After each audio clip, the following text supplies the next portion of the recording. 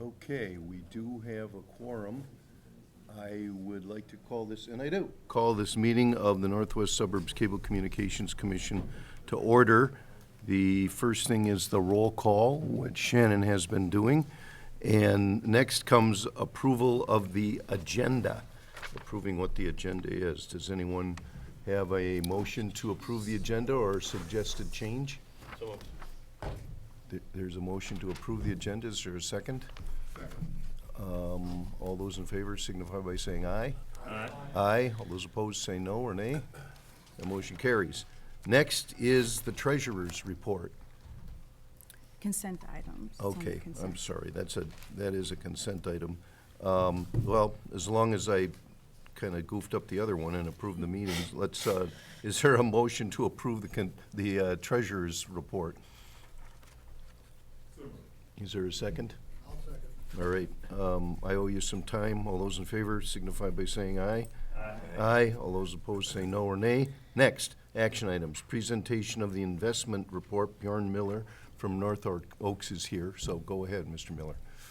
I'm not sure if this is on. I think it should be. I'll speak loudly. Good morning, everyone. You guys are doing well this morning.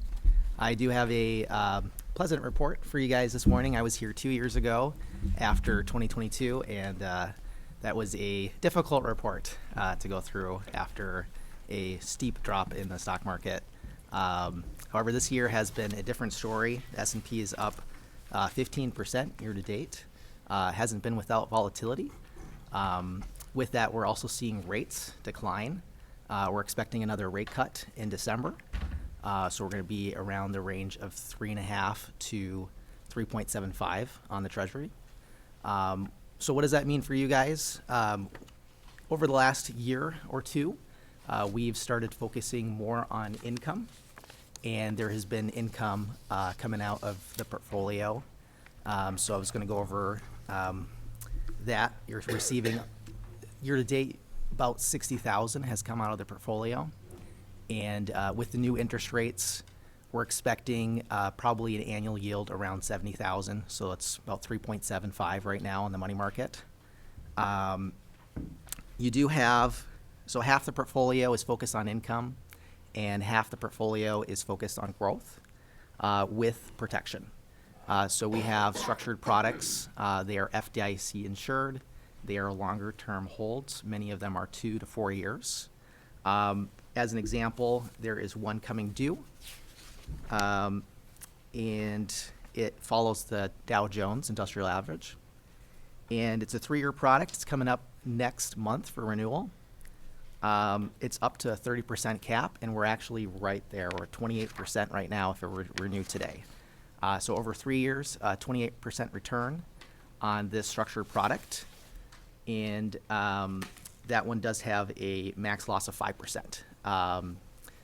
So that was the only product with a downside option, but we're well above the market over these last 3 years. So Does that's that really mean good to see. 28% divided by 3 or 20? Yes. Okay. Correct. So just under 10% return on a pretty safe product. And all of the other structured products are FDIC insured. So if the market were down during the renewal over a 3 to 4 year period, you would just get your money back. On our reports, we do show the intrinsic value, meaning if the product were to basically expire today, that's what it would technically be worth. But because there is FDIC insurance, that would just go back up to par. But on the reports, you may see a negative value, but that's just for reporting. It's FDIC insured. So, yeah, any further questions on that, on how those structured products work? I guess not. Perfect. You also have the Blue Rock. It's a real estate fund. This fund does kick off some income, so part of that income you're getting is from Blue Rock. I believe it's around 5.5%, and that product is actually going public next month. So it's something that we'll be watching the market. This is one where we have trimmed the position over a few quarters ago, and we'll continue to watch this fund. It will be one of the largest real estate funds on the market starting next month, because it was private previously. So, and then lastly, we talked a little bit about the money market, but that's your largest position, kicking off income, and that's 3.4%. Yeah, any further questions? Have we recently started, or within the last year, putting our checking account money in money markets overnight? And maybe you could explain that, if that's true. Yes, I believe so. I'll have to check to see if that was something we did earlier this year. But there was maybe close to 2 million moved to a higher interest rate product using the money market. Maybe Shannon could talk about that. That's true. We made that change to start bringing in revenue to our account, and we also converted the rest of our checking account into a sweeps account. And so that's able to make money for us daily. So it's been a good change. I think we've made anywhere from $7,000 to $10,000 a month coming back into our checking account as revenue. And so that's a change. Previously, we always put it right back into the market. But since we have declining revenue, we decided to put that into our checking account. So that's been a good little boost. Anybody have any other questions about anything? Okay, so I guess this is a information item. Do you need any more action on that? If you want to accept the report. Is there a motion to accept this report, the investment report? Move to accept the investment report. Second. All those in favor, say aye. Aye. Aye. All those opposed, no or nay? That motion carries. Okay, now we have the annual election of officers. That is at page 31 of our materials. We had a 3-person committee recommend who would be the nominees, the recommended nominees for the various different positions. That's on page 31. We had Marissa Cott Adasogin, we had April Graves and Beth Kramer, and they recommended that I be the chair, Vice Chair Jim Willis, Secretary Darrell Sanis, Treasurer Adam Bell, at-large Roger Bergman, at-large Carol Morris, and at-large Dr. Mark Schultz. They indicated that despite this recommendation, they would encourage other people to A, either run this year, or B, find out about what it involves being on the executive committee, and maybe step up next year to be on a leadership role. But you could talk to other people that are on the committee and find out what that entails. It usually entails like maybe one extra meeting per quarter, which is often and mostly at the same time as today's meeting, except right after the meeting. There are other things that happen that require us to come in at various different times. So is there a motion to, well, let's find out this first. We can have just one motion for everybody, absent a situation where somebody wants to run for one of the positions. So does anyone have a nomination, including yourself, for any one of these positions that they want to advance for any one of these positions, other than the people that are on in the recommended nomination? Anybody want to run or nominate somebody else? So absent that, to get that time back that I owe you, is there a motion to elect the slate of officers that are indicated on page 31 for a 1-year term? Is there a second? Okay, any discussion about that? All those in favor signify by saying aye. Aye. aye. All those opposed signify by saying no or nay. That motion carries. Thank you. And thank you to the people that are using their time to do this. It is a bit of extra time. It's not that much time compared to some other executive positions or leadership positions that you might have. So really consider this next year, because people will be leaving and you should have new people on things once in a while also. So anyway, thank you very much. Next, information items. Executive Director update. Yes, Mr. Chair and Commission, I am very pleased to report that the meeting of city managers and administrators that was held here on October 23rd was a good one. It was the first time in recent memory that city managers and administrators from all 9 cities were in this room to talk about franchising. That might not have ever been done, or it hasn't been done in probably 30 or 40 years. Some cities brought their city attorneys and other staff. Attorney Mike Bradley basically shared more about the process to franchise and allowed the cities to ask questions as well, and they did. We've had a few follow-up questions over email and on the phone and virtual meetings as well. So thank you very much for encouraging your city managers and administrators to be there. In your packet, I shared an outline of the discussion, and that's on page 35. You're welcome to review that and ask questions. On page 36, you will also see a letter that I sent on behalf of the Commission asking the League of Minnesota Cities to add municipal broadband franchising to their top priorities for this next session. It's been a priority in the past, but we're really hoping we can move it up the depth chart in 2026. I also sent this letter template out to your city managers and administrators as well, if anyone was interested in sending that along. With that said, I'm happy to answer any questions, but I'm just pleased to report that it was a great meeting and that we had everyone here.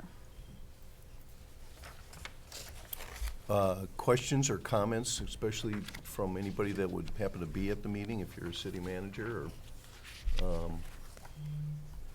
even people that aren't on commission? Go ahead. Thank you, Mr. Chair. Yeah, I would just share an appreciation. It was good to have everybody in the room.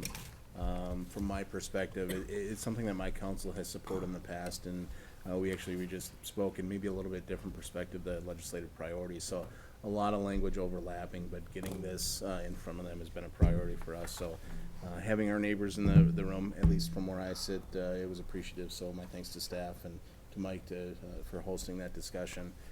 We look forward to further discussion. As I was mentioning to Daryl as we sat down, that I think there was sort of a look around the room at the end of who's going to be first, who's going to, jump off the ledge, but definitely interest moving forward. So again, my thanks to staff for hosting the conversation.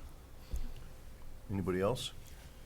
So I don't remember any other time when all the city managers and city administrators of the 9 cities got together for any other purpose. I'm not a city manager or administrator, so maybe they've done it and I don't know about it, but this 9 cities with the 350,000 people that we represent, and there was a lot of talent in the room at one time. As Tim Sandvik pointed out, no city, but especially a small city, doesn't have the ability and the expertise to do the things that we do and that we can do together. We've got a great, knowledgeable attorney that's representing us, and we have some things that we want to bring to the legislature, especially the fact that we don't think that it's fair that companies can do for-profit things and use our rights of way for free to make profit. When we had to expend all the money and time in getting the right of ways and maintaining them and everything. So I encourage you to ask your cities to keep apprised of the situation, and it would help us if we could get some kind of a fair compensation for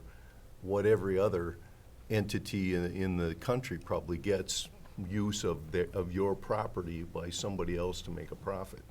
So keep that in mind when you're talking to your city administrators and managers and councils.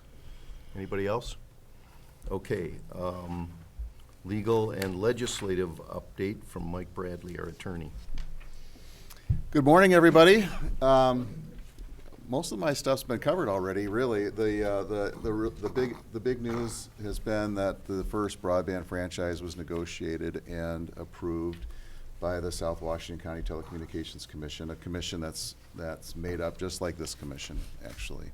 So on behalf of its member city, the city of Woodbury, the commission negotiated and approved the first broadband franchise in the state of Minnesota. And as Shannon and others have said, we've had meetings here with your city administrators and others about how that process came about, what the background for franchising is for broadband systems in the state of Minnesota, and that conversation is continuing. So that is probably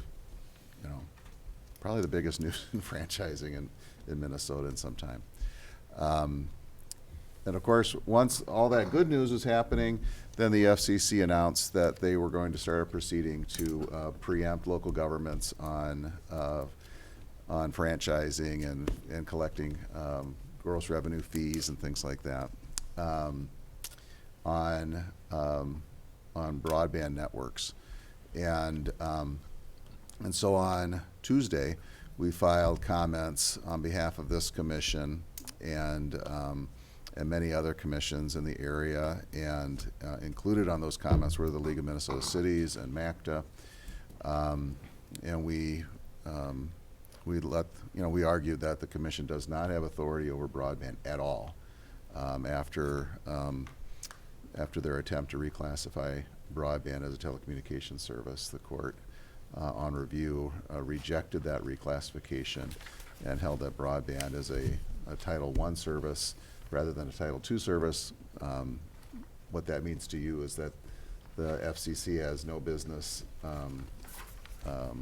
trying to pass any regulations involving broadband. On top of that, their ability to preempt local governments on what they're doing, managing their right-of-way through franchising and permitting and the like, is very limited. And so we kind of laid all that out in our comments. And it was a good thing that we did, submit those comments because we really anticipated a lot of arguments that would come up in other commenters, primarily industry commenters, and pretty much all the things that we forecasted were right there on Tuesday as the comments were coming in. We'll be submitting reply comments. Those will be due, I believe, December 17th. So we'll be, looking at how we want to respond to these commenters.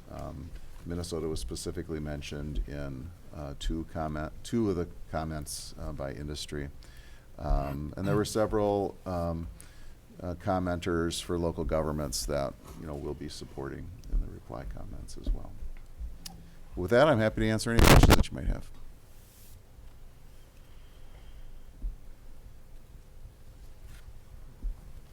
Okay. Okay. Hearing none, and you have nothing else, right, Mike? Correct. Okay. Hearing none, we come to probably the last item, recognition of anniversaries. Yes, every November, we take time to recognize the commissioners who have been with us at 5-year increments for your anniversary. So if you've been here 4 years, you have to wait till you hit the 5-year mark.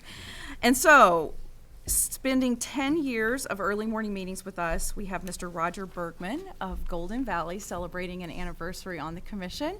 And I will tell you that Roger's generally always the first one here. And so I know, okay, Roger's here, the party's about to get started. So thank you very much, sir, for serving. We have, I've asked the honorees, do you want a cup or do you want a plaque? And so we have engraved a coffee cup for you to remind you of the early morning meetings. And thank you very much for serving. At 15 years, we have Dr. Mark Schultz of Osseo, who has also served as well, serves as president of CCX Media Board of Directors. So he's someone I connect with a little more often than just at these early morning meetings. You have a cup as well to remember us. I So. wasn't sure what I was gonna get. She asked me what I want. I said, I don't really care. Yes, so, Whatever's cheaper. very good. So thank you very much for serving. This was one of those mornings that I knew we would have several absences, so we just had to get to a quorum, and we did. So thank you very much for being here so we can conduct our business. Thank you. Okay, thank you.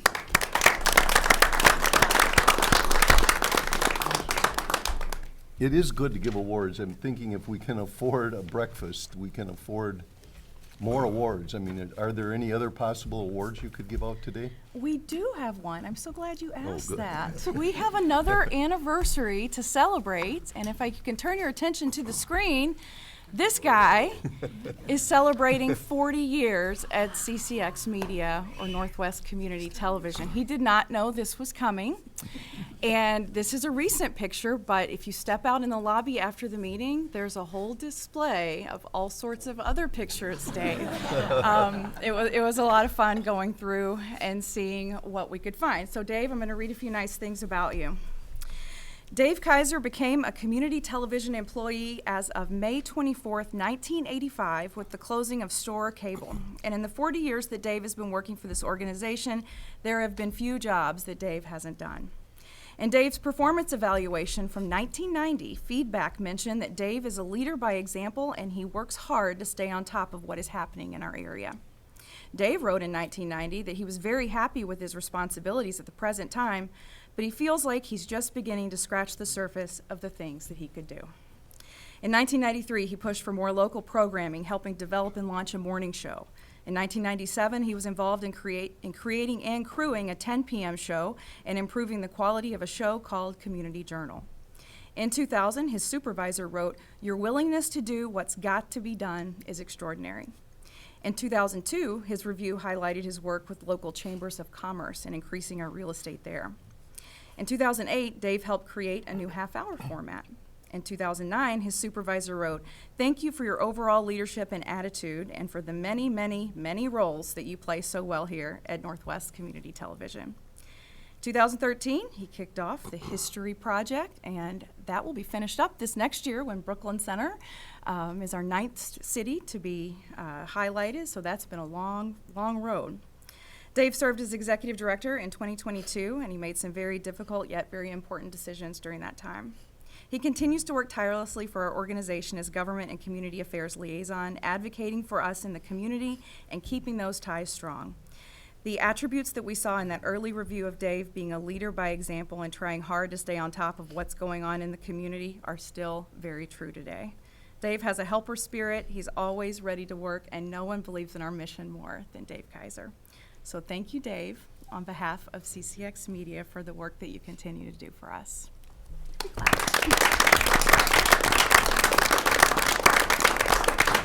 And Dave also gets a special cup, but if you've worked here for 20 years or more, you get the cup filled with chocolate. So that will be coming at the Worker Appreciation Party in December. So thank you very much, Dave. When you leave, please stop and look at the display that we have. Dave, please stand beside it. And then you can take home a cookie with Dave's face on it too. So that is how we're celebrating Dave. So all right. Well, thank you to Dave, and thank you to Roger and Dr. Schultz. And anything you guys want to say? Any of you? Roger, you got anything you want to say? Okay.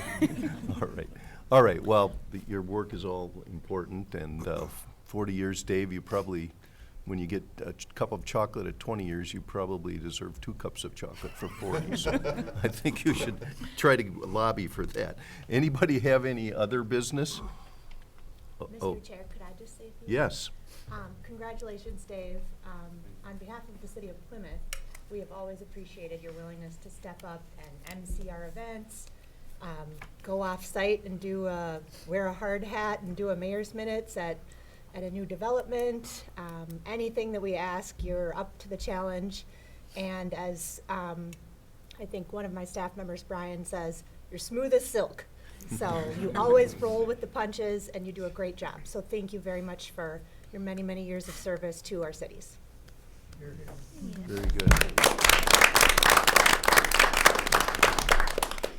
Does anybody else have anything else?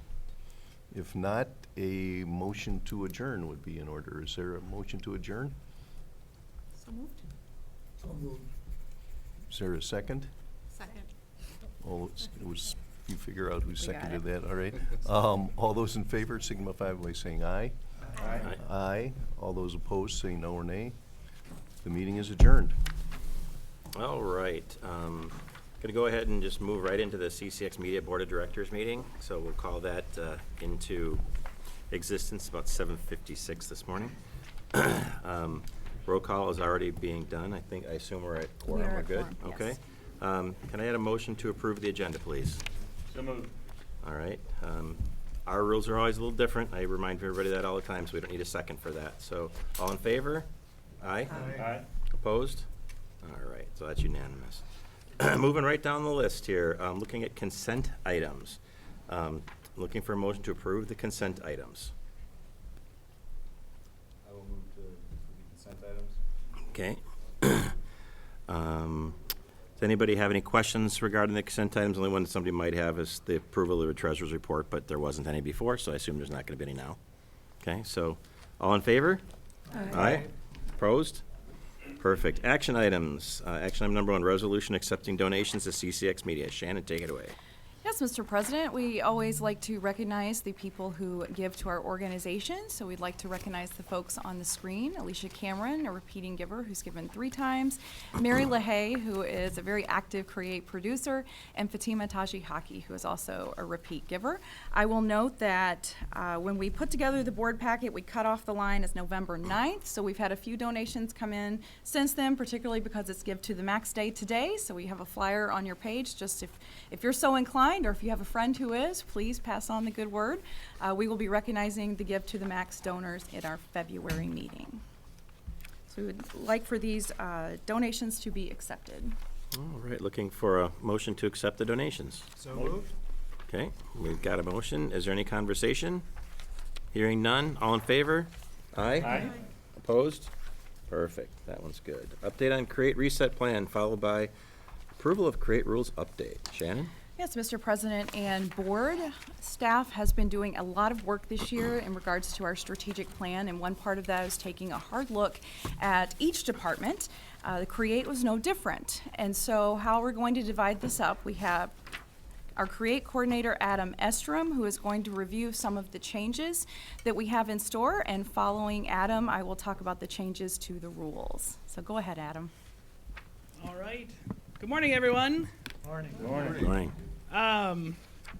Thanks for having me. Before I start, I should confess something that I used to be a youth pastor in a former life, so if this sounds a little like a sermon, my apologies. Old habits die hard, and I promise there won't be a quiz. All right, so with that out of the way, I want to talk about the future of CCX Create. Public access, at its core, is one of the most radical and beautifully democratic ideas our society has ever embraced.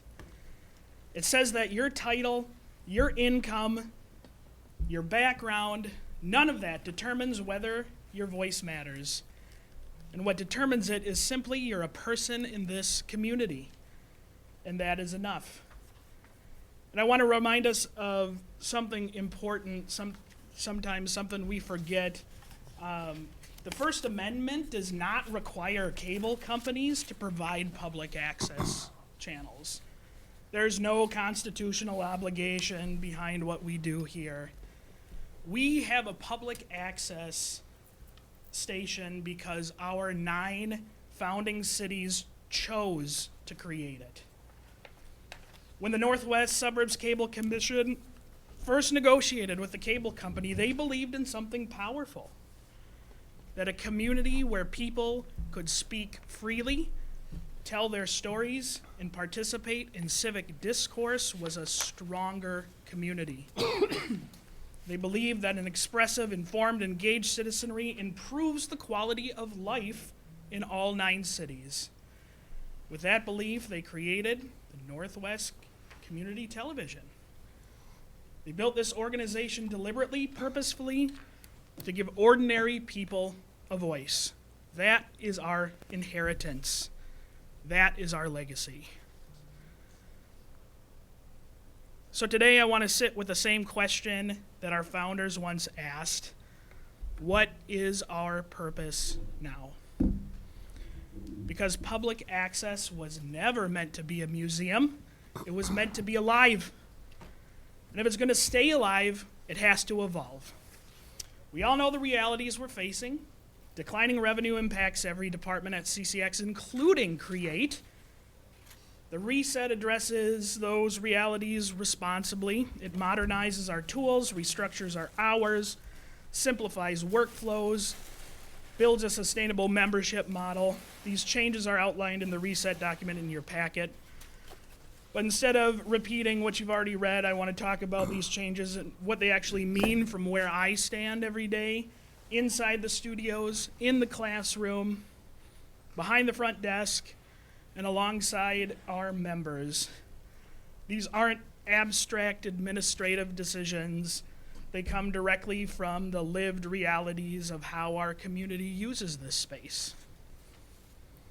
All right, so the first major shift is changing our membership management system.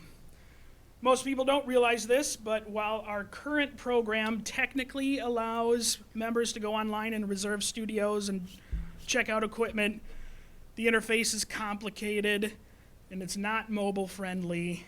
There's no real app for phones, and the system is confusing enough that most members simply choose not to use it. Calling or emailing staff ends up being easier than trying to navigate software that wasn't designed with them in mind. And behind the scenes, staff have to bridge gaps between multiple tools that don't talk to each other. It's outdated, inefficient, and it siphons time away from time we should be spending on our mission. So our new system, Tech Check It, changes that.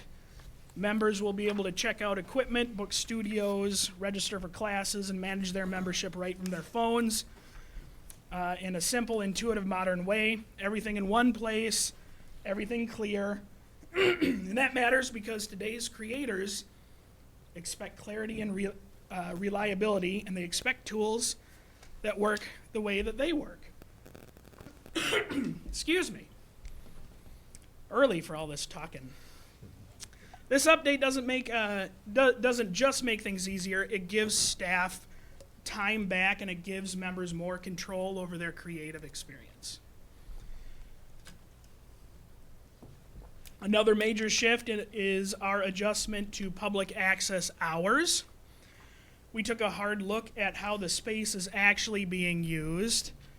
We studied usage patterns, volunteer feedback, and staffing realities. We found that our open hours far exceeded actual demand, and that overstretch was making it difficult to invest in the future. So we are realigning our schedule to when our community is truly here. Tuesdays and Wednesdays 1 to 9, and Saturdays 9 to 5.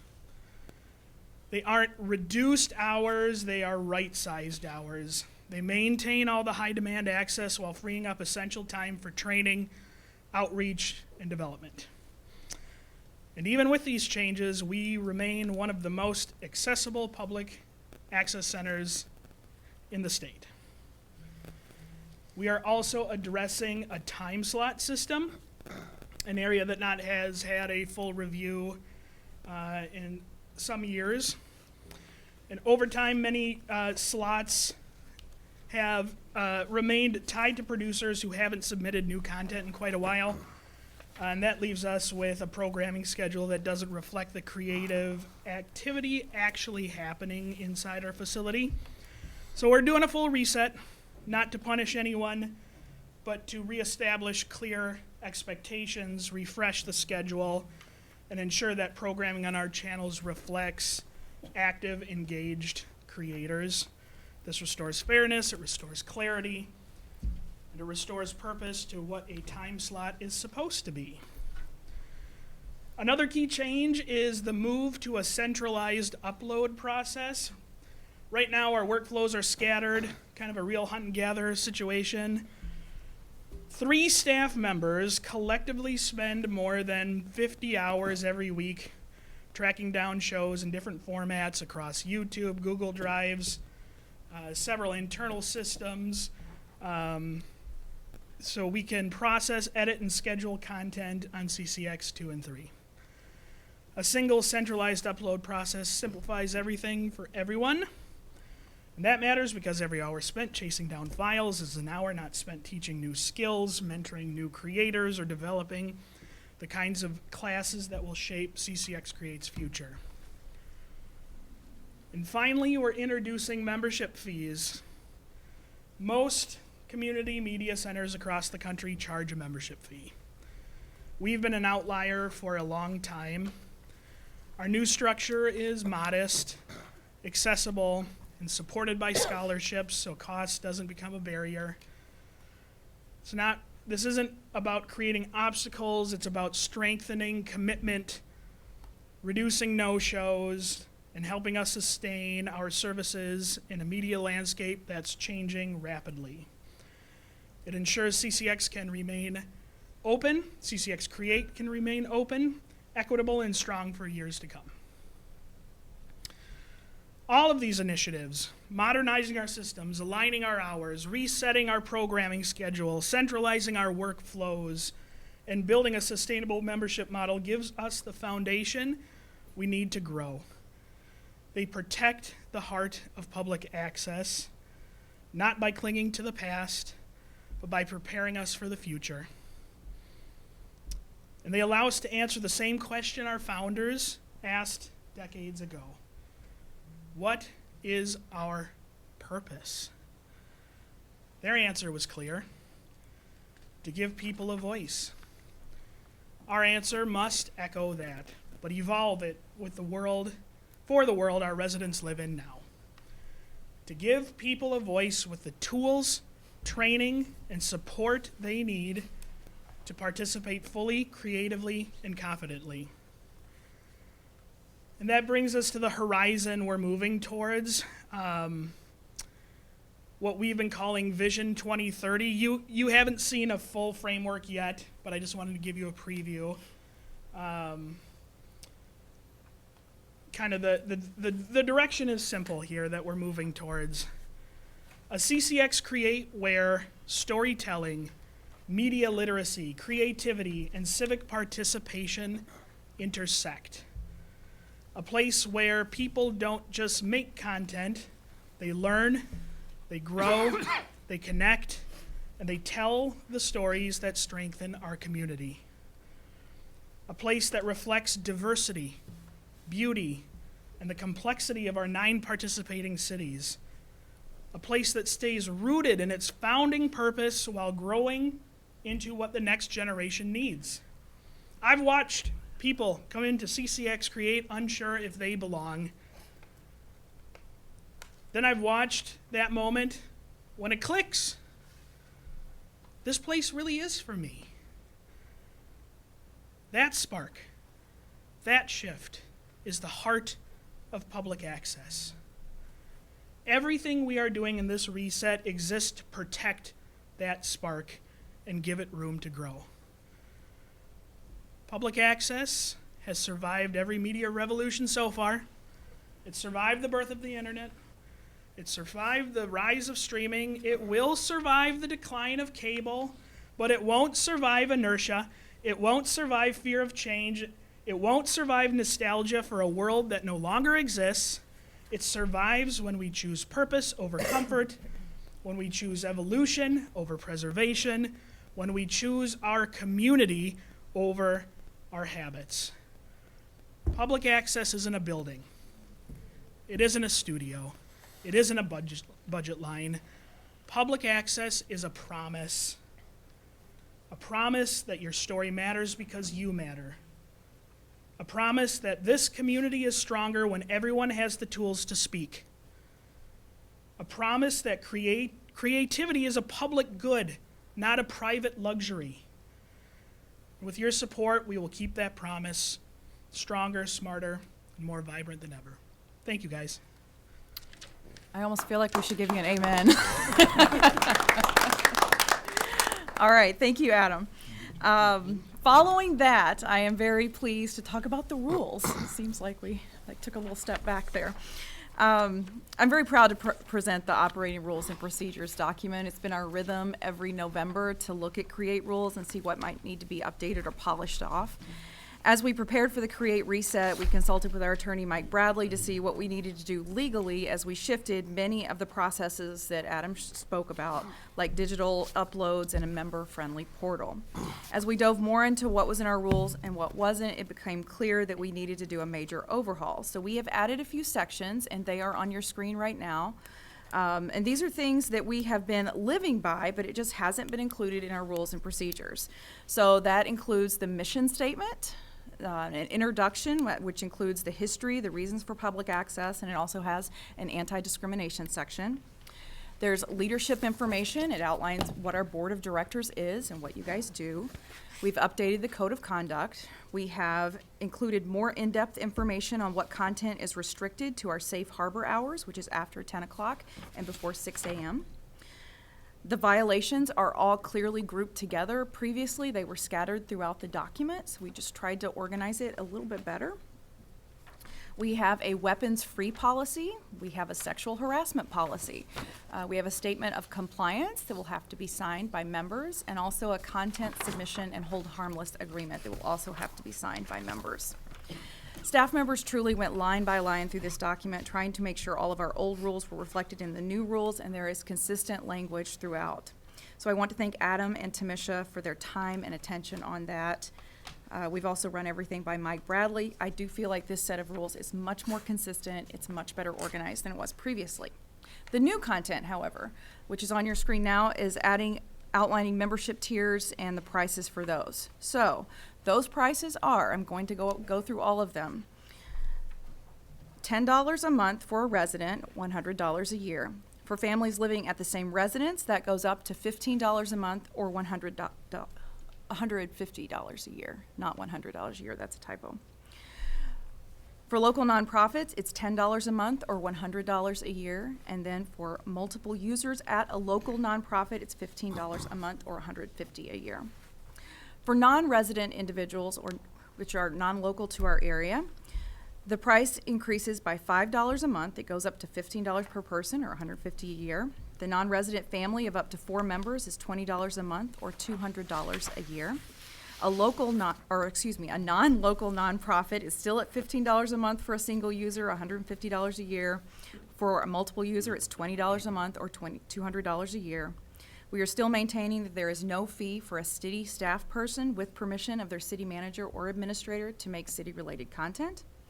We are continuing to have a pathway for minors to participate. That really hasn't changed. We are working on a new parental permission form. The change in membership also still allows for volunteers. So volunteers can come in and assist with productions. They have to be trained, but they cannot book studio space or rent equipment without a membership. So they basically have to be under the supervision of a member. So those are our new additions to the Create operating rules and procedures. And Mr. President, I will ask for approval today. I will ask Adam to stand by the mic too, so we can both answer questions if anyone has one. All right, so we'll go ahead and look for a motion to approve. Mr. Chair? Yes, A question. I was going to include questions after the motion if that's possible, unless it's part of your making the motion. Before the motion might be appropriate, if you could give me some guidance. Is it a way to address, and thank you, Shannon, for sending this out ahead of time. Really appreciate that. It's an extensive document, and there are perhaps maybe some what's the word I'm looking for? Like editorial things that maybe not lining up 100%. And I just wanted clarity on that before we move to a motion to adopt. Ask your question. And thank you, Adam and Shannon, for all of this. I noticed in the, not in the rules document itself, but in the summary of the rules, letter presentation. It does discuss membership options, and it does talk about city staff usage, and how there is no free fee for that. But in the rules itself, it doesn't say that. So that's one example. It probably should say that in the rules document, is my feeling.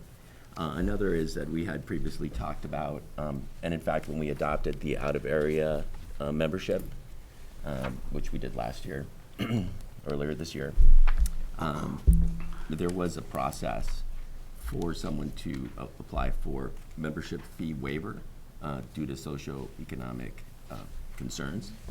And that's not mentioned anywhere in the rules now, so that feels like a misalignment, because we had discussed in Create Action Committee and other places that it would seem appropriate that we should establish a pool of money, and if people were, for whatever reason, unable to pay these fees, they could, apply for a waiver. But the rules, they don't say that part.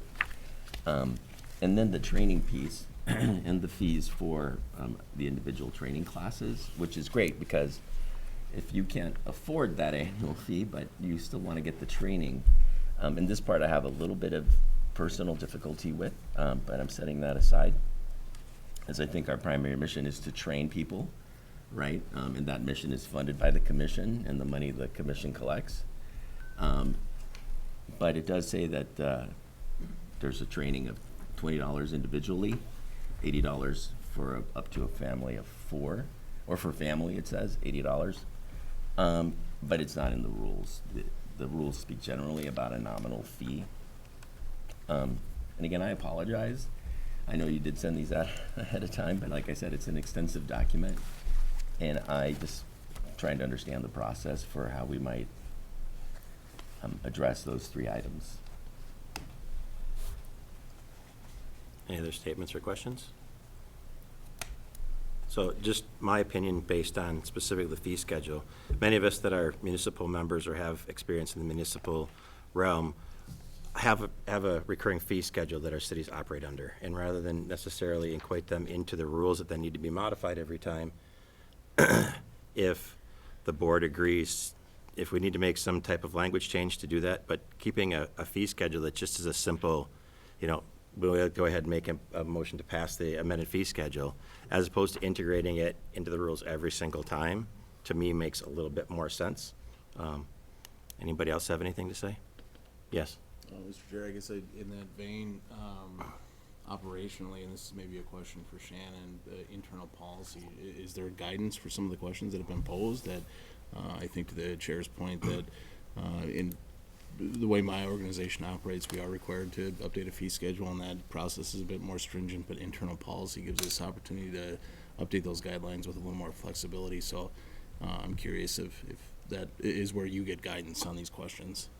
As far as fees, we've never brought the fee schedule before this group. There are a small handful of things that we charge for in Create, everything from SD cards to sometimes there have been t-shirts for sale and things like that. So we just haven't included fees as part of our operating rules previously, which is why we did not put training fees in there as well. Aside from out-of-area membership fees that we adopted, right? Membership fees have been, there has always been a membership section in the rules section, so we kept that extremely consistent. Right, the fees, though that was new, we amended that in this body recently, but it was only for out-of-area That is correct. members that lived outside of the 9 cities. And then in that, there was language that talked about applying for a waiver for those fees. There was not, actually.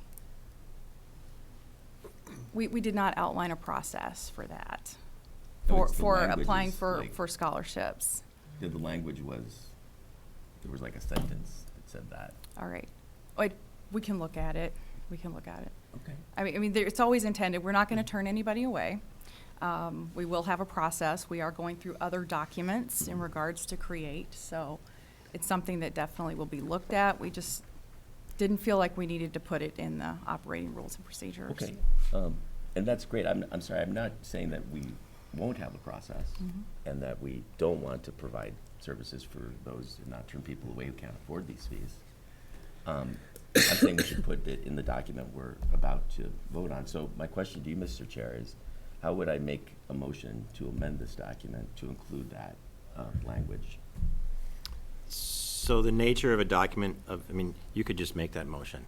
My Okay. personal preference and guidance would be that if there's substantive changes that need to be made to this document, that we look at laying this on the table for further staff consideration, as opposed to making changes to it on the fly like this. Okay. I apologize. I wasn't aware any of these questions were going to be coming up today that would affect the approval of this document. So in the future, if you have some issues like that, I would appreciate hearing about those in advance so that we can make sure that this is actually ready to go and that we have a much better information thing and the staff is 100% prepared to answer some of those types of things. And that's to anybody. So you can make a motion to approve with your changes. You can make a motion to lay it on the table. If you'd like to do that, then bring it back at a different meeting, or you can make a motion to approve. Pressure, pressure. What would you like to do, Shannon? I feel pretty confident in the document that we created, so if you have concerns, then you can take action whichever way you prefer. So if we don't, if I make a motion to refer to committee, which I think under the rules that you had previously, this would go back, and then it would be worked on, and then we wouldn't look at this again until our next meeting, which would be in February. Is that correct? We wouldn't have the opportunity to act on it until then. Okay. But these editorial changes and administrative kind of alignments, because I heard a few things, and something that you introduced about removing the fee schedule. The It's membership in- fees should come out too. Yeah, I mean, it's in the document now, but you were suggesting that we should remove the fee schedule and make it separate. I was saying that that was a potential solution. I wasn't Yeah. making a I think it's a recommendation to good remove idea. the fee schedule. It's just a familiar type of a situation. This is a dialogue. Yeah. Yep. No, and I think it's a good idea. I think extending that and referring to the fee schedule from the rules and having the fee schedule be all of the fees, right? Here's the membership and the volunteer, well, there's no volunteer fees, right? Here's the membership fees and then here's the training fees. I think that's a great idea. That's a good amendment. We could Separate it. definitely do that. So, I guess, I don't want to delay the document, but it does feel that it would take a considerable amount of time to work through these items during this time. So then I guess I will make that motion that you suggested to refer to Which motion? committee. To refer this document back to the Trade Action Committee Okay. for discussion of those changes in more detail. Okay, so, yes, go ahead. I guess I'm questioning if that's the right committee for it to be referred to. Can it be Well, referred the to any reason committee? that I say that is because we talked about it, and we continue to actively talk about Create Reset and the, Adam's vision for Create in the future, so. So, your motion could be anything. I don't necessarily off the top of my head know that there's an actual committee. I think it'd probably be most appropriate, based on the outcome of the motion, just to take these concepts back to staff to work through for the next meeting.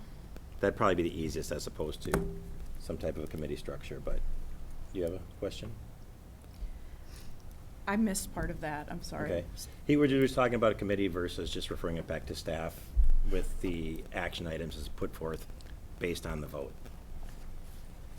I guess my question is that the right committee to refer it to? It's made up of the 3 staff members that worked on this and Create volunteers? Or is the CCX Media Executive Committee the right committee for that?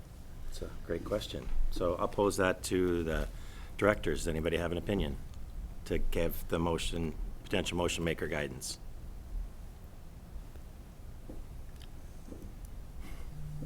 I think send it back to staff, Okay. noting the comments made for adjustments and bring it back in February.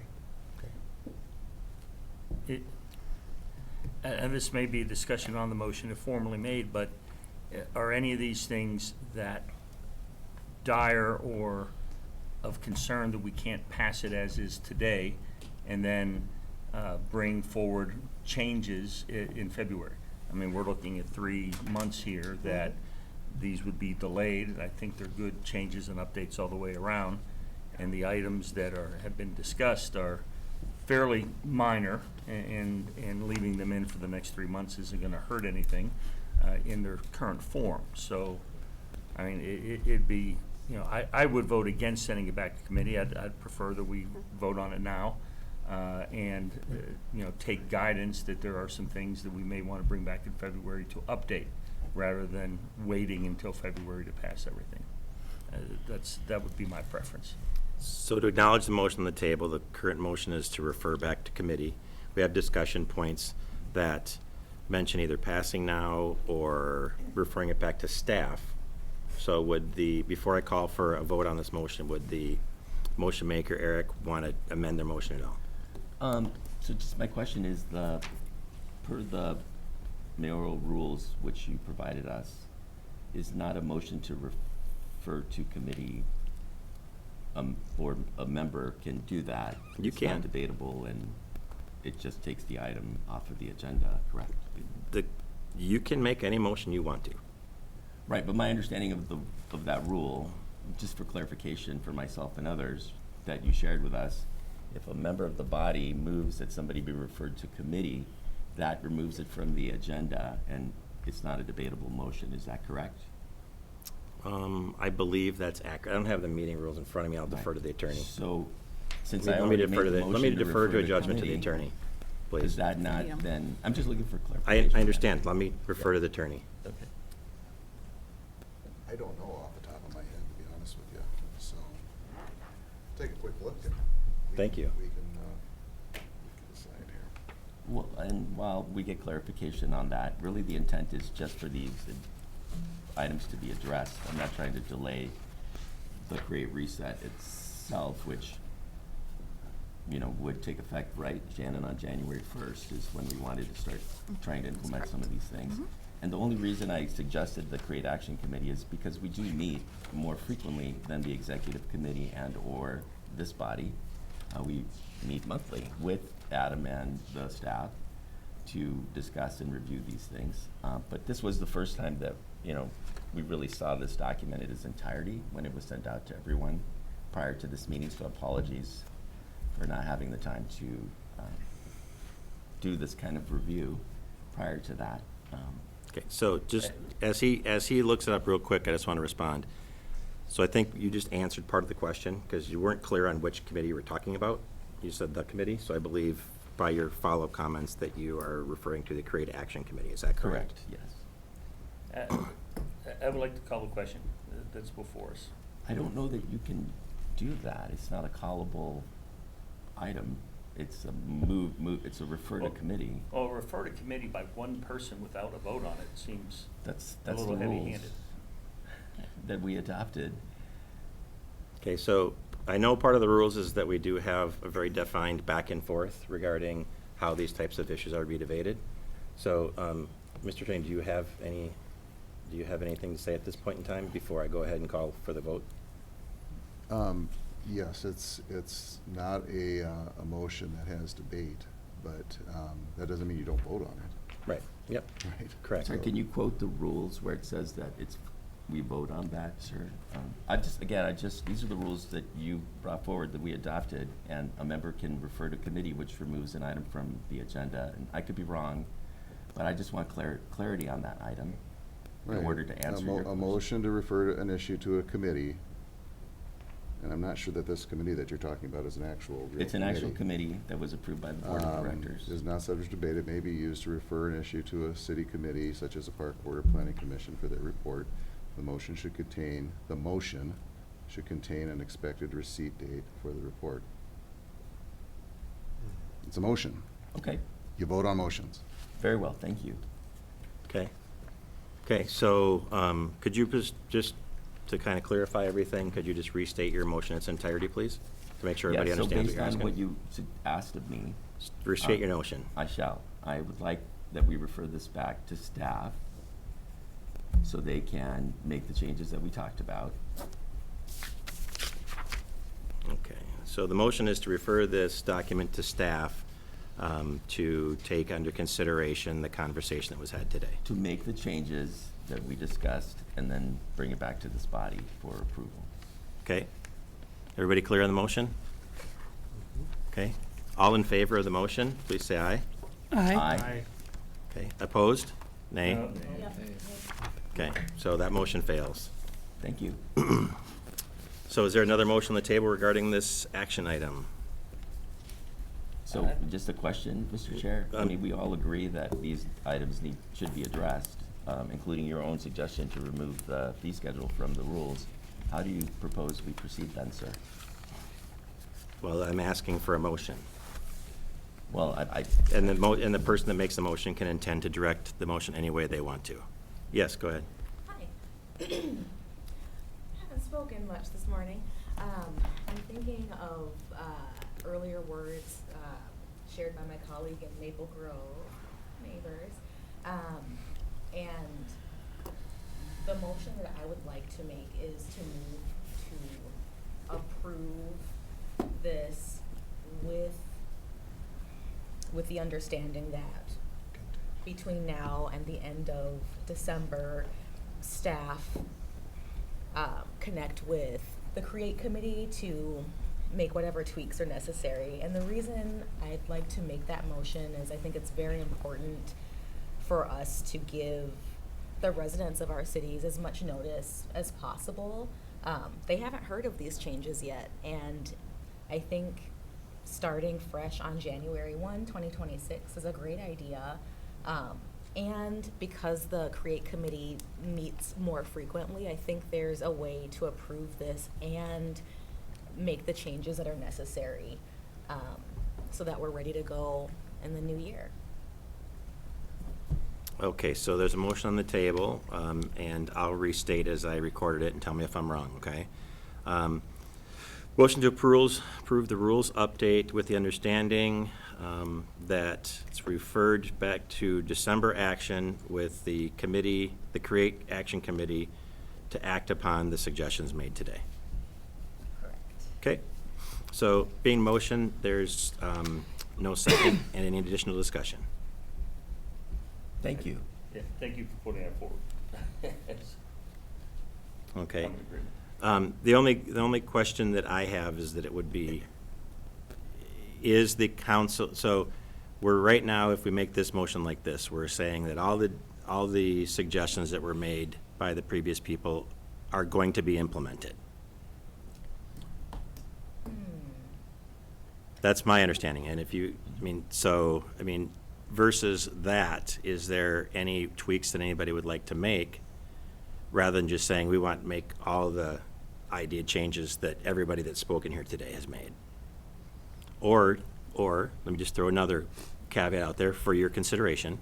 Do we just make a motion to refer this back to the committee to come up with some fine-tuned language that can be then represented at a later date? I think the latter. I think it's important that if there are several changes,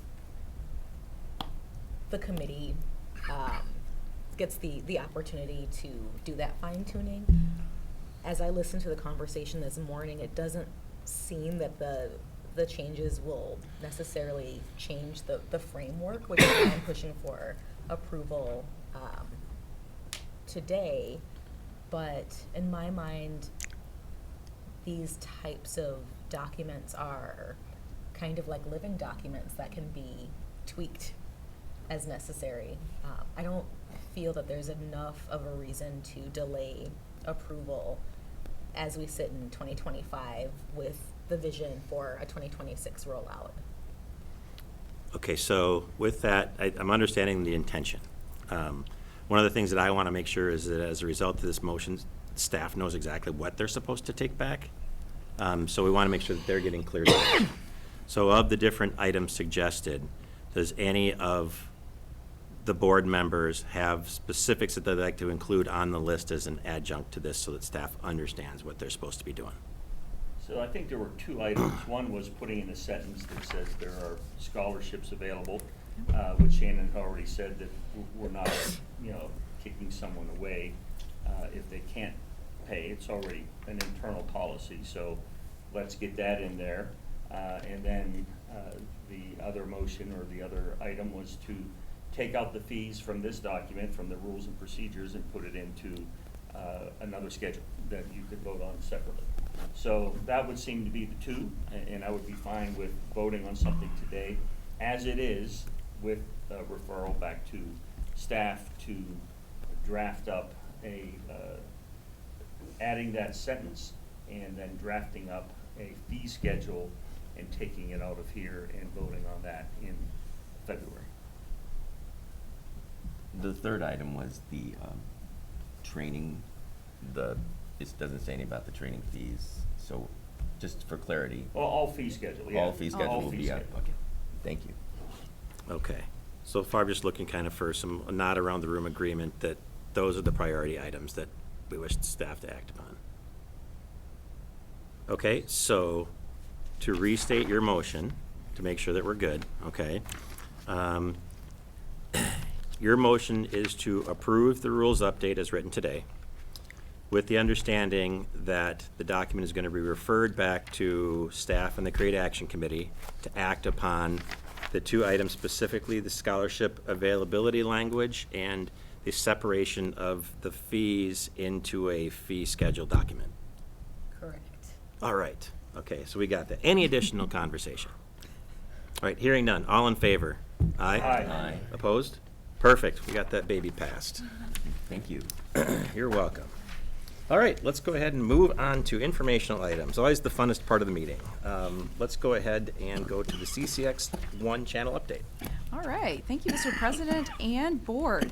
News, Sports, and City Stories channel programming underwent a major change during the week of October 6th through the 10th. This change in workflow for the channel was primarily due to staff reductions. 3 departments were involved in this process, but I asked News Director Corey Bork to share more about some of the work that went into this change and what it looks like. Corey? Hello, everyone. Good morning. I just want to start by sending some early happy birthday wishes to our executive director here. So Shannon has a birthday this weekend, so happy birthday, Shannon.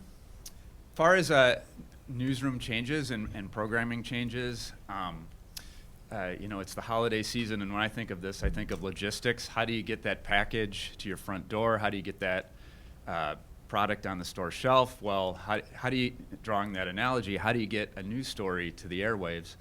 And that played a role in ultimately our decisions given staff reduction. So for those of you that may not know, we have moved from a daily news segment to a weekly news show, but we also do daily news stories for our website. So a little bit of background on how a TV story comes to air.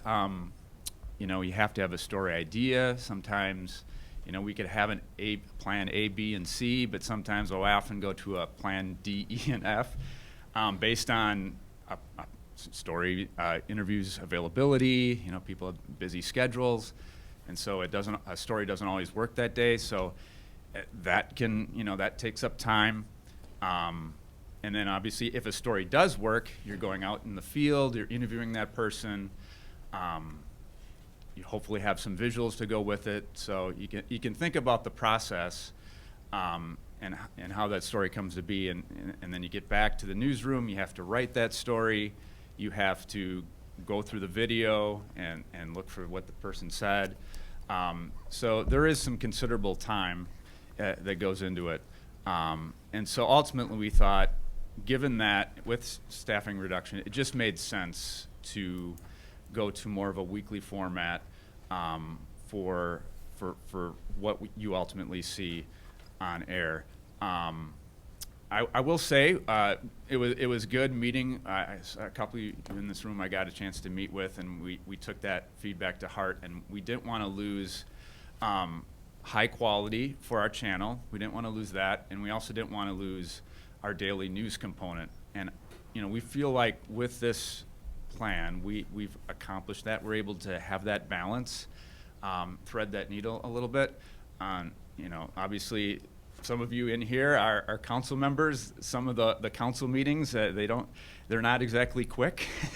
You can spend many hours through council meetings, waiting through that. School board meetings, there's a lot going on with school boards. So we feel with this process, by being able to eliminate at least some of that time it takes to get a television story to air, we're able to ultimately hold up our end of the bargain to get stories out there in some fashion. And I will add that most people now tend to rely on our website, I think, even more so than the channel that you know, those statistics played a role in our decision making on that. You know, we're 2 months in. We feel like the process is gone all right. We feel it's working for everybody, at least with our new staff. So I feel good about that part. And yeah, I think it's, you know, we're looking forward to 2026, and we're still not. We have some big stories to cover here at the end of the year, but so far so good. All considering. Any questions on news programming or anything that might have a question on your mind? Other than that, I will.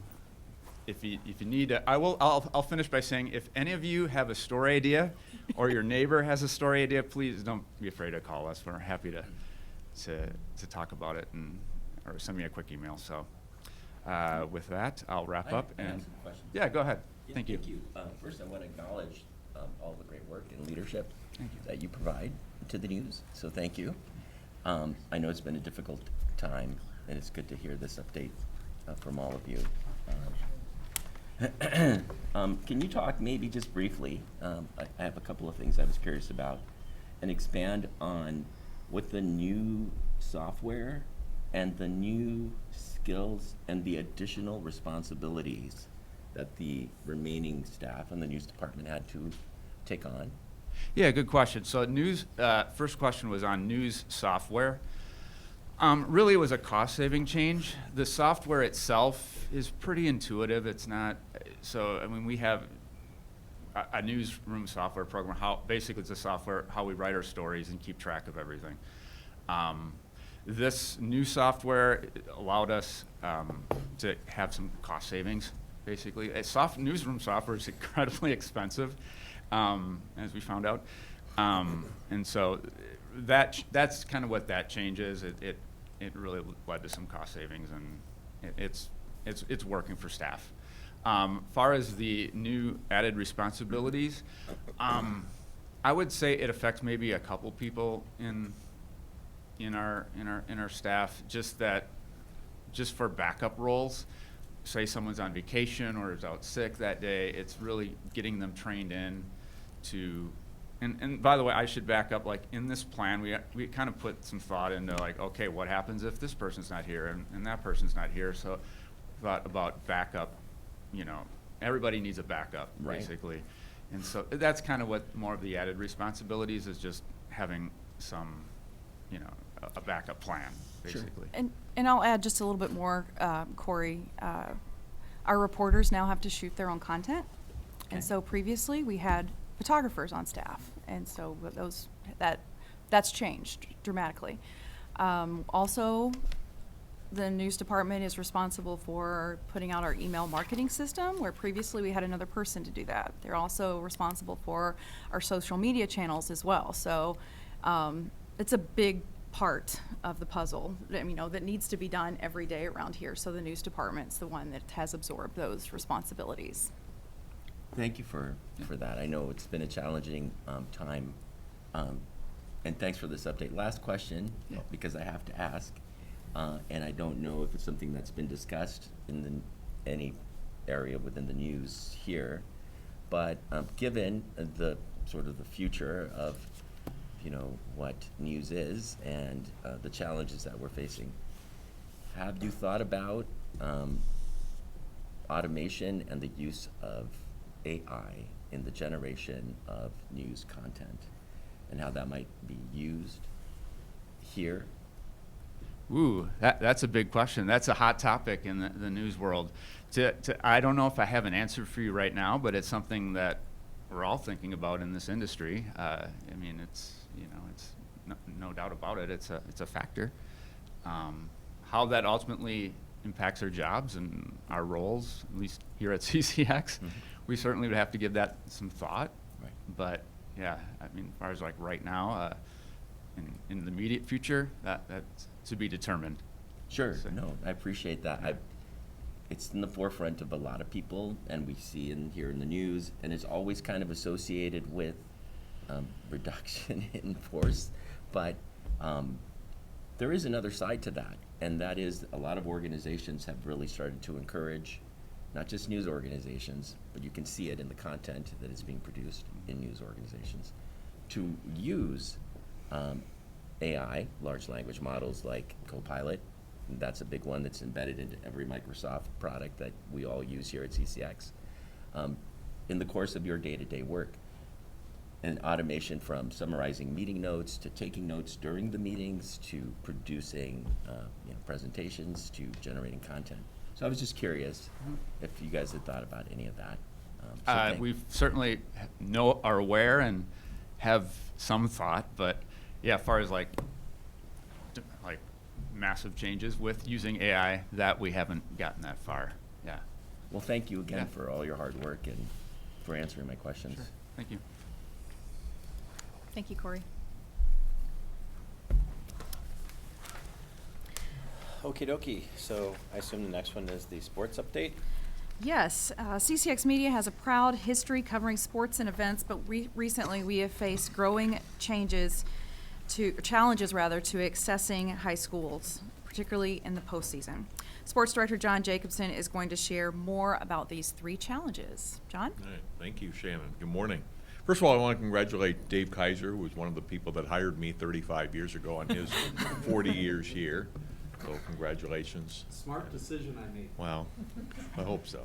I also realize that Shannon has access to all my past performance reviews. That's good. Yeah, there are some changes going on within the landscape of us covering high school sports. We have televised games going back before I started, when Jim Skelly was the sports director here. We've televised high school games with our production truck for 40 years now. And that has changed a little bit. It's become more challenging in that the Lake Conference, which includes Edina, Eden Prairie, but in Minnetonka, but in our area, specifically Wayzata, Hopkins, and now Maple Grove, has something called the Classic Lake, or the Lake Conference Network, which allows them, they stream every level of every sport out, often with just one camera at every level, and charge a fee for it. They have not allowed, we have been fortunate in that someone spoke up on our behalf, and they've allowed us still to do the games at Wayzata and Maple Grove and Hopkins.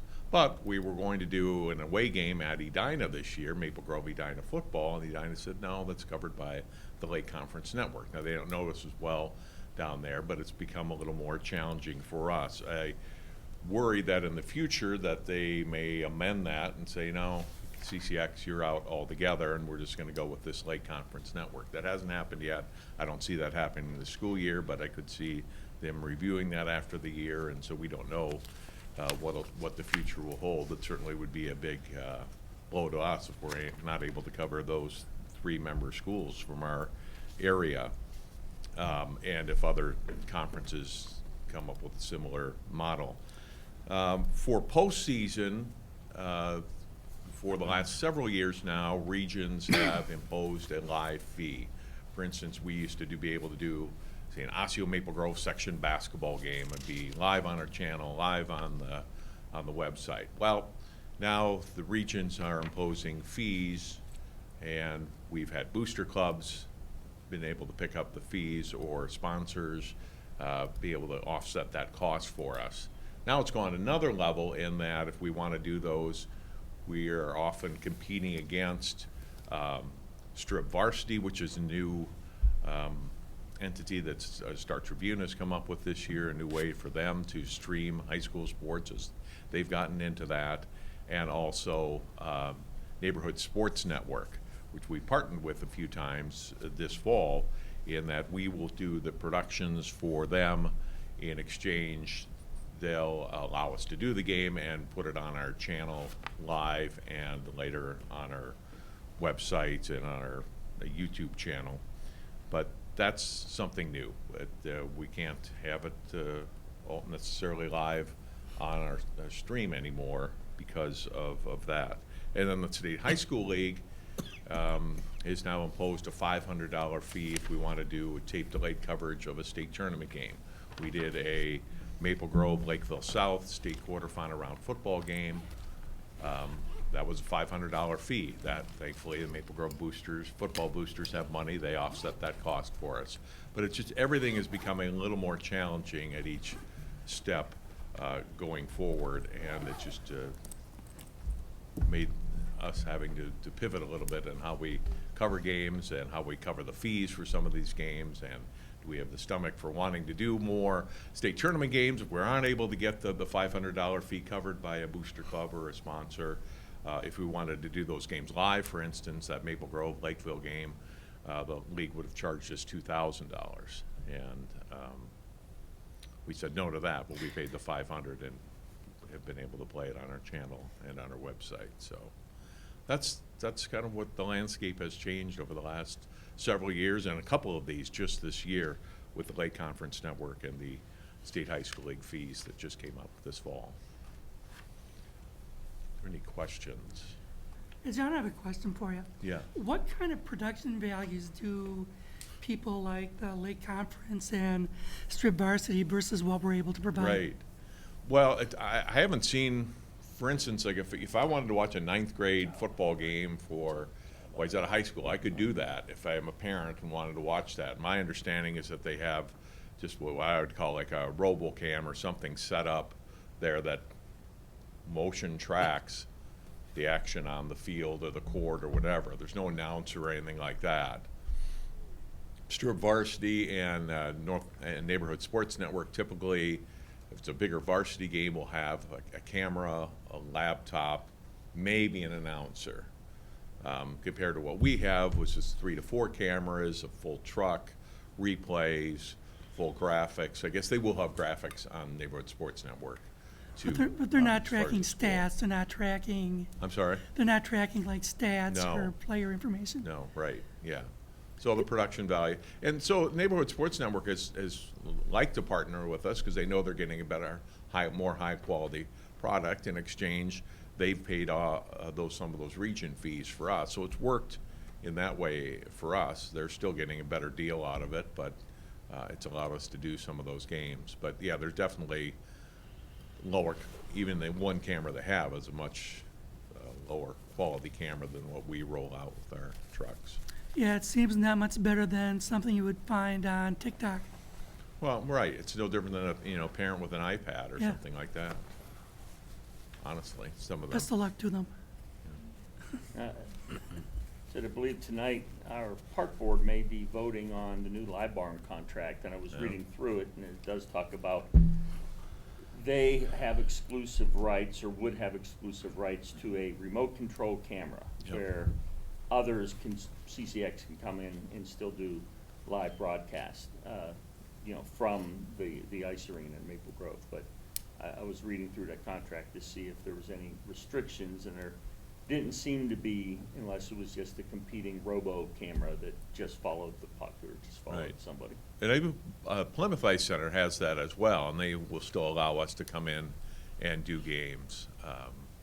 We were talking about making a partnership with Neighborhood Sports Network to do the Turkey Trot Tournament, which is coming up this weekend. We've done this for 24 years. It's Maple Grove, Wayzata, Moorhead, Edina, opening weekend of boys hockey. Really good teams playing in it, and thought about partnering with them. That would have violated, Shannon found out through the Plymouth Ice Center, that agreement they have with the Lake Conference Network, being that Plymouth Ice Center is technically also a Lake Conference Network site facility.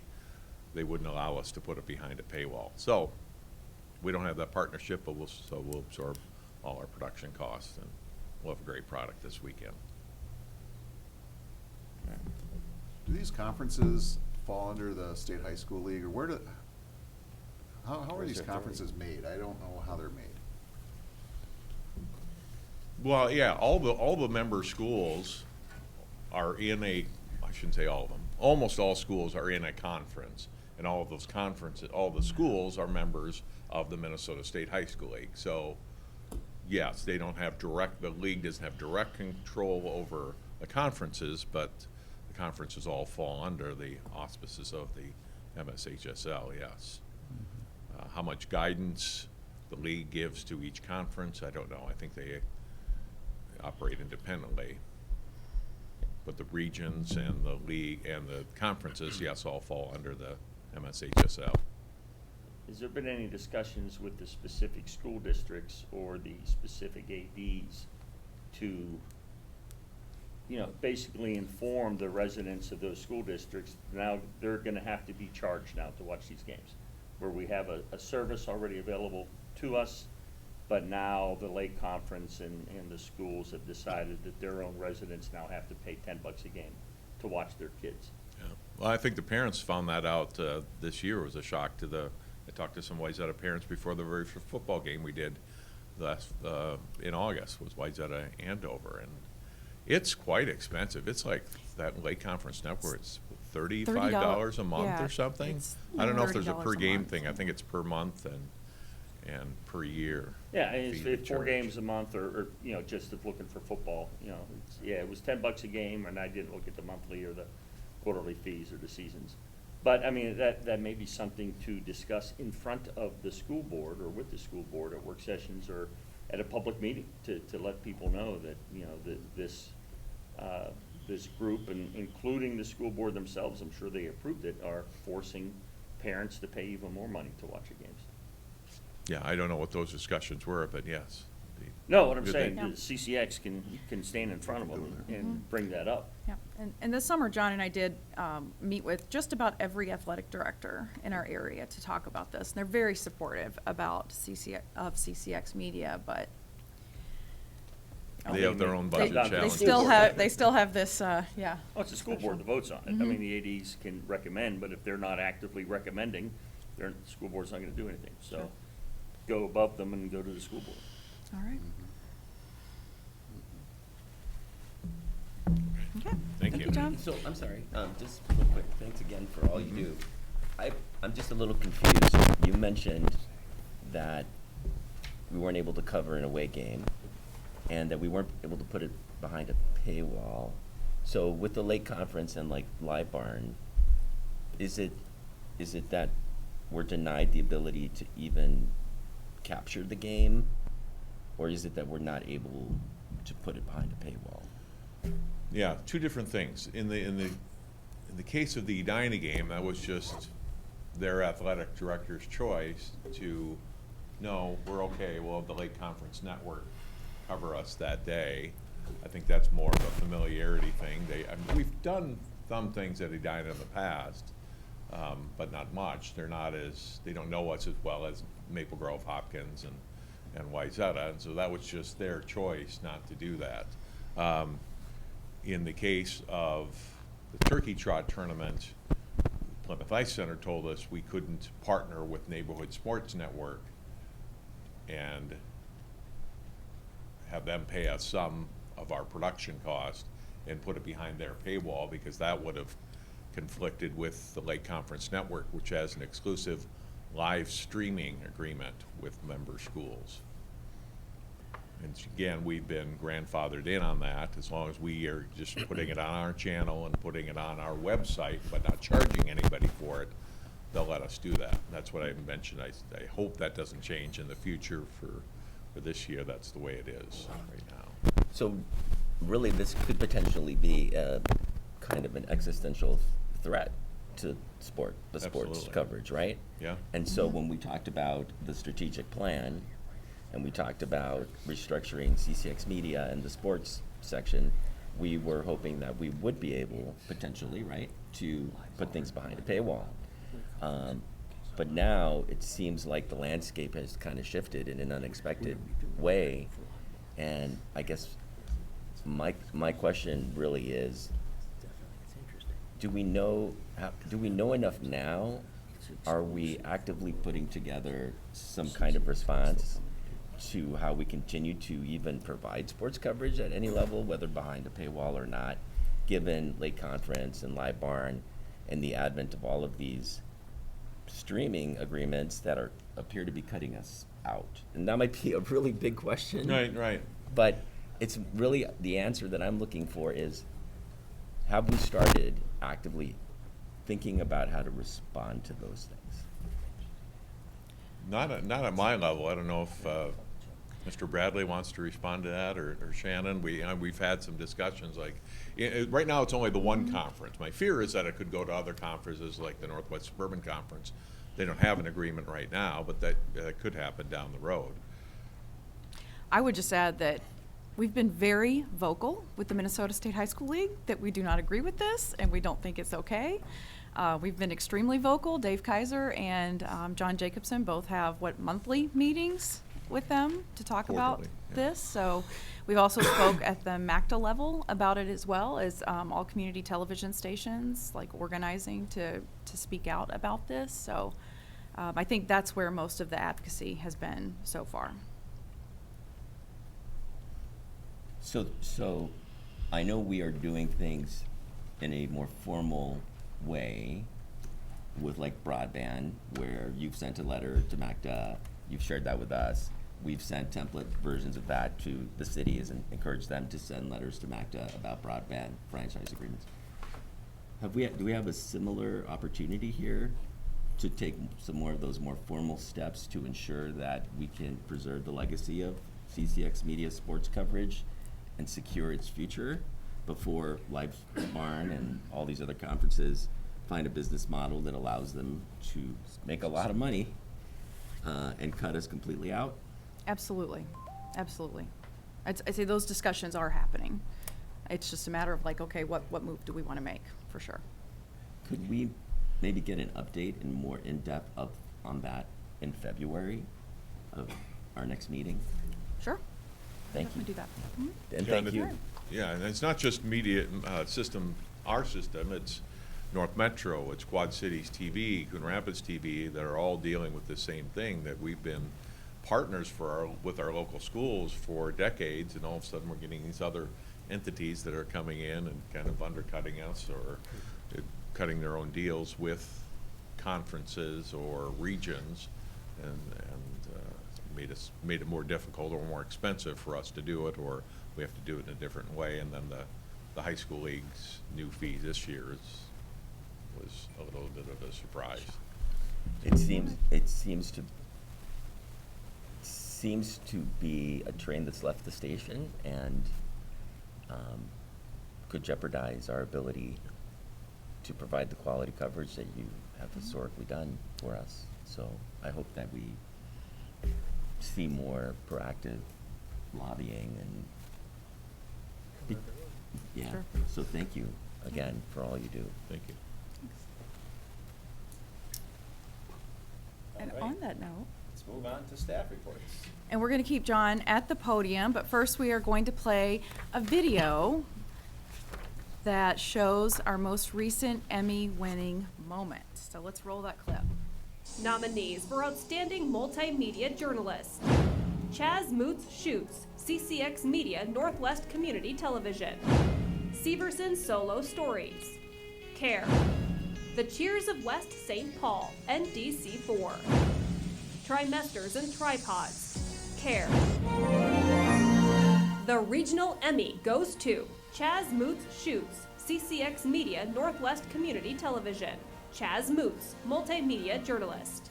At the Champlin Park Ice Forum, the game gets a little bigger for the boys in blue and white when the Andover Huskies come into their barn. Head coach Tom Potter, it's a rivalry game, right? So you want to make sure you bring your best. Has never beat the Huskies in his 5 years on the job. And in a little show and tell, we brought Chaz here. Stand up, Chaz. Congratulations. Chaz, if you can come up real quickly, tell me what went into that piece and what they were looking for in that compilation. Yeah, so a multimedia journalist, we kind of talked about news is kind of switching to that, where it's kind of a phrase as one-man band, where you shoot, write, edit, voice. You kind of do everything on your own. So in that category, there was all MMJs from around the upper Midwest. And so you put in maybe your 2 or 3 best stories you put together throughout the year. So I put in 3 stories and won. And though my name's on the front, I should say that it was a real collaborative effort because, like, for one of the stories, like, Tamisha is the one that pitched it and and told our sports department about it. And I've learned a lot from, obviously, the photographers that we have here, and then John's been, and Shannon, fantastic about letting me be me and doing my job, and kind of, you know, not micromanaging. And I pitched all these stories, and John's approved them and said, go ahead. So yeah, like I said, my name's on the front, but everyone at CCX has helped me get the opportunity to even try to get to this award. So yeah. Thank you. Can I say a few things about Chaz, or are you Yeah, going to say it? absolutely. All right. First, sports guys do not win that category. This might be the first time, seriously, in the history that a sports guy has won that. Because think about what a sports story is. Talking head of a video, shot of a practice. Talking head, shot of a game. I love sports guys. Obviously, I'm married to one. But you don't have a lot to choose from, like, in the big perspective. So a sports guy winning this was a big deal. So there's that. But two, I think you have to realize how far Chaz has come. So Chaz, how long have you been here? 2.5 years. He came here from a place called Lakeland Public Television that's in Bemidji. It's a PBS affiliate. They have one newscast tonight at 10 o'clock. You got guys, it's your first job out of college, and you are doing what we call running and gunning. You are driving through lots of small towns, getting the video you need, getting it back, getting it on the air at 10 o'clock. So Chaz was there, so we knew that he was a hard worker. That is given. You can't survive in that type of environment and not be. However, the first time he brought a game back, I remember John and I looked at it and we were like, does this guy know how to use a tripod? Like, uh-oh. And we asked him and he said, yeah, I've used one of those before. But it makes sense because once again, if you're running and gunning, you are not staying long enough to set up a tripod and get a good shot. So I say that just to let you know how far Chaz has come. I talk in this building a lot about we are our own harshest critic, and it's up to us to be better at what we do every single day. And Chaz has taken that and run with it. He took it upon himself to be better, because when each individual employee is better, then we're better as an organization. Chaz sat at the feet of the photographers in the back hallway. He learned. He participated in some of these MPPA contests, which are brutal and hard and critical. Not everybody can do that, but Chaz has done it, and he has done it so well. And so there have been many times that somebody sent me a text, have you seen Chaz's story this weekend? You have to check it out. Truly remarkable. So Chaz, thank you very much for being you. Thank you for choosing us and being here. So. Thanks for those comments, Shannon. Yeah. Our second Emmy that night went to Isaac Rice, who's our mobile production director, who directs a lot of those sporting games that we talked about in the past. That picture is actually from last year. Isaac wasn't at this year's awards, but he's won that category 2 years in a row. So he's going against Diamond Sports, like the people that direct the Wild and the Twins and regional sports. So that's a big thing for him. Unfortunately, Isaac's was one of the positions we eliminated this summer, which was really hard. And that was one of the hardest things I've had to do in all my years here. It wasn't any reflection on him. It was a reflection of us cutting back on the number of games, not doing concerts in the park, for instance, during the summer, cutting back, as I said, about a third at least on the number of games that we're producing, that it didn't justify a full-time person in that position. However, there's a good ending to this story. 12 days ago, Isaac started his first day at ESPN as a director in Bristol, Connecticut. So we're very proud of him. I texted with him that night before his first day. I haven't talked to him since, but he's directing some of their studio shows, like a Sports Center, and some of their daytime shows, and they'll do some college basketball this winter.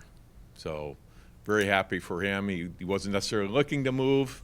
Unfortunately, we laying him off forced him to move, but I think I told him, I said, sometime down the road, you're going to say this was the best thing for my career. And he told me as well that the person who hired him told him it helps that you did so much at CCX. A lot of the people that applied for his job had just done sports. Well, he also directed parades. He directed some of those concerts. He directed graduation ceremonies. And so he had a breadth of experience that he got here at CCX that helped land him that job. So that was good. I'm excited for him. Thank you That's very my much, report. John. Very good. All right, on the next slide, moving right along, I would like to highlight, we talked about this briefly, the National Press Photographers Association's 2024 rankings just came out, and there we are, number 4 in the central region of the United States, the only community television station on the list, and we're proud to be there. So I just wanted to highlight that. Up next, I'm going to call Mr. Kaiser to the stand to talk about a few city stories updates. Good morning. I have 3 bullet points for you, so I guarantee it'll be about a 2-minute update here as we roll through things, and we'll start with what you're seeing on the screen. Happy to report that all the Channel 16s are switched over to what we call the Cablecast CG system. And so the city communications people right here in this row will know what we're talking about. We work with them to make this change. It gives them a better workflow at their facility. It's branded to the city a little bit more. It hadn't been updated for quite some time, so this was great to update. And on the back end for us, it makes our system run more smoothly at our end. So great work. Tamisha Torre did a great job over the past year to see this through, so we're proud to see. So if you turn on your Channel 16 or see it at City Hall, it has been updated. Second note on city stories, just to show you a clip here of some of the things that we do. And again, we worked very closely with the city communications people, and in Robbinsdale, they wanted to get information out about the budget and what the dollar meant as it went to the city and how it was broke down. And so Rachel Lean, who is their communications coordinator, did a great job putting together a script. We work with Tim Sandvik as well from the city. And again, we do a great job putting these all on the channel. But a big part of this, we want to get videos there to the cities of what they need to communicate with residents. So this was a perfect example of that, of something that went a little bit more in depth, and again, is something the city used to make sure residents understand where every dollar goes that goes in through taxes. Final note, after 40 years, we thought, why not something new? So we have a new segment called Keeping Up with Dave, and this is something that for 40 years we've had people say, we've got this big event coming up, and the cities obviously are great at telling us about events that are coming up in the community, and it looks like we're having a little trouble with the video on this, but trust me, it's there. You can see it on our website. You can't keep up with Dave. He's That's too right. fast. I'm So a little true. too quick today. Oh, here we go.